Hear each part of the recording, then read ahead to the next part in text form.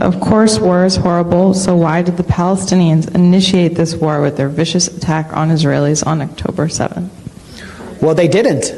What do you mean they didn't? They didn't. This war has been going on for 75 years. Israel initiated it in 1948 by ethnically cleansing 750,000 people. We must expel Arabs. Get out of here. We must expel Arabs and take their places.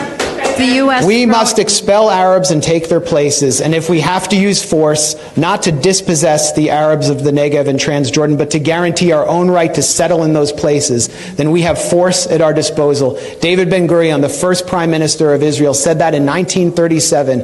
And that's what they proceeded to do. The people in Gaza, this is what you need to understand.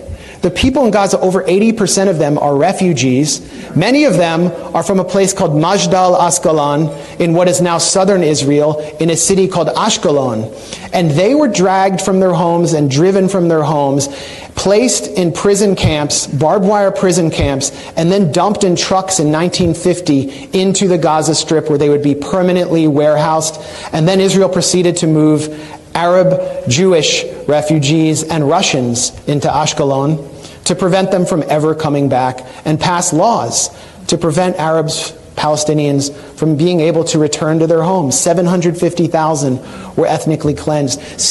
For 18 years, the remaining Palestinians, 100,000, were internally displaced inside Israel. The remaining were put under military rule. They were under military occupation until 1966. Then in 1967, Israel violently, in a war it initiated, occupies Gaza, occupies the West Bank, occupies the Sinai Peninsula, the Golan Heights in East Jerusalem, and then invades Lebanon in 1982, attacking Palestinian refugees there, puts Gaza under siege in 2005. No one can get in or out without Israeli military permission.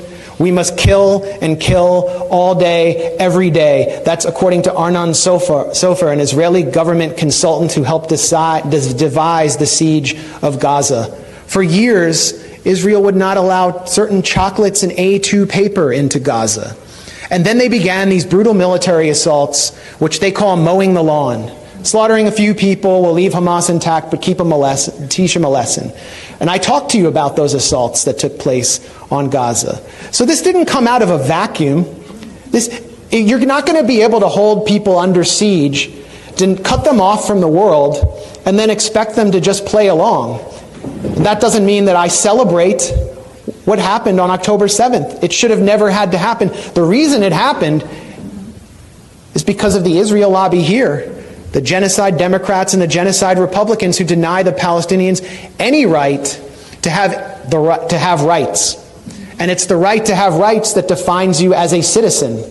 They're citizens of nothing.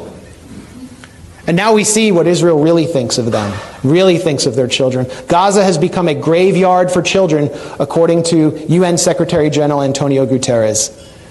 So this didn't start on October 7th, and it's not going to end when there's a ceasefire.